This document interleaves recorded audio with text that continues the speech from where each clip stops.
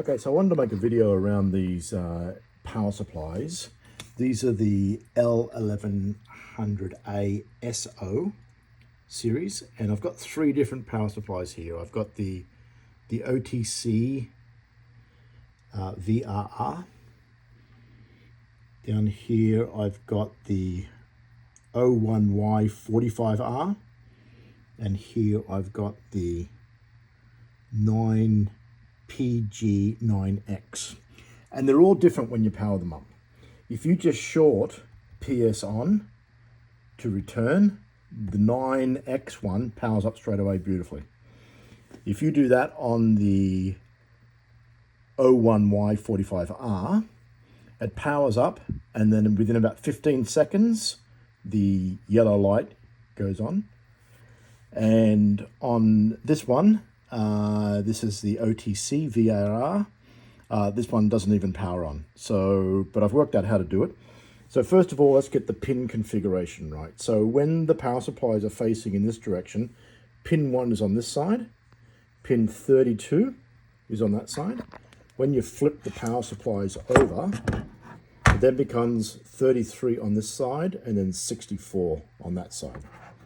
Okay, so let's work on the first one. So to get the first one running, so I've just got a fan set up here, and it's just picking up 12 volts and ground. So on this end, I think there's 12 pins of 12 volts and another 12 pins. And then on this side is all the control lines. So the first thing you need to do is on the back side, you need to short out the fourth pin along, which is PS on, and the third pin, together with the fourth pin along at the bottom. So from the right hand side, fourth and third pin shorted together. You can ignore this blue and white wire, it's not going to anything. Connected to the yellow wire, the orange wire directly below on the fourth pin. So they get connected all together. Then you have to add the remote sense. So the negative sense is the seventh pin along, so that's then the green wire. So the seventh pin to the ground series, and then on the bottom the eight pin in to the positive series. So I'm just going to show you what I've written down here so you can see that. That's for the OTC VRR. They're the pins that you need to short out to make it work. So now when you turn it on, you can see that it powers up and everything works great. Okay, so let's move to the next power supply, which is slightly different and doesn't work the same. So we're just going to unplug this for a second. I'm just going to move it over to the next power supply in line. Plug it back in.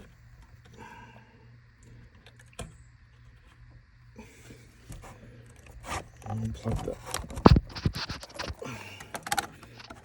back in. Okay, so I've got the second one now plugged in, same configuration. When I turn this one on, it's going to start up straight away, but after about 15 to 17 seconds, the green light's on at the moment at the back, but it's going to shut down and it's going to go into standby mode. And there you go, so it's gone into standby mode. When we look at the back here, you'll see the light's now turned orange. So what you need to do is you need to toggle the PS kill line.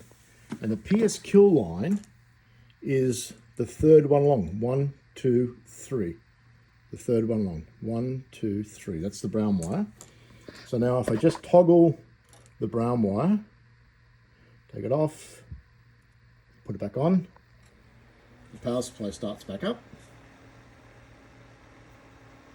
And will remain on now, and that will remain on for good.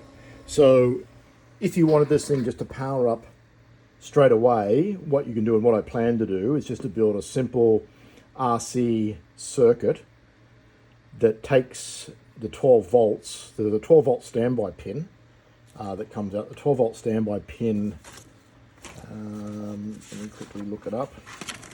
The 12 volt standby pin is pin 39. So it's always 12 volts when you plug it in. So what I'm going to do is I'm just going to do a simple resistive divider, maybe 200 ohm resistors to get down to 6 volts, feed that into a simple RC circuit, and then have a transistor pull that PS kill line to ground. So that one's pretty simple. Not as easy as the other ones. You do need to have active control to get that working. Now let's move to the next one, and this is the simplest one. And you can use the same circuit as what I've built before on this one. It acts fairly similar to the other ones. To the first one, anyway, to the first one. So again, this is now the 9G one. So we'll turn that on. And you can see it starts up and it runs with the voltage sense, the PS on, the PS kill, all connected together, and will continue to run now. So if you have those kind of problems with these power supplies, that's the way to solve it. They're all the same family, but they're different models. Within those models, they have different firmware, so they're monitoring the control signals for all the different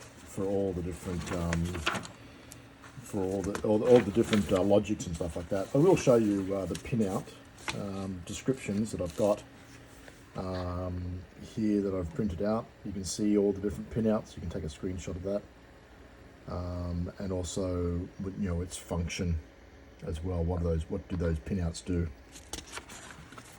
And that's pretty much it. There's been a bunch of different videos on different power supplies, but these are really hard to find exactly which ones they are. Just remember to count your pins correctly. So I've always used the control side, so you can always tell the control side because there's small pads. So here's all the control sides. Then there's typically the negative and then the positive. They're the big large pads. If I'm using small pin numbers, I'll pin 1, 2, 3, 4. That's what I said. I mentioned pin 4, 5, 6, 7, 8. So there's 8 control lines. The correct pin number obviously is from pin 1 to 32. So it'd be 32, 31, 30, etc. But just to make it easy. So there you go. You can just buy these connectors. These are just a simple edge connector from DigiKey. I just bought that and got that connected, and yeah, it seems to do the trick really well. And yeah, here's the edge connector I bought. It's just a simple 64 pin female, and what I'm planning on, this is a through hole connector. I'm just planning on getting a piece of breadboard, soldering that connector through the breadboard. I'll do that simple RC circuit that turns it on after 17 seconds. They all work the same. Like, I can come here, like it's still running. I can come here and remove the PS kill line, and the power supply is now stopped. And it's gone into the standby mode at the back. And then by reattaching the PS kill line, power supply starts back up and then continues to run.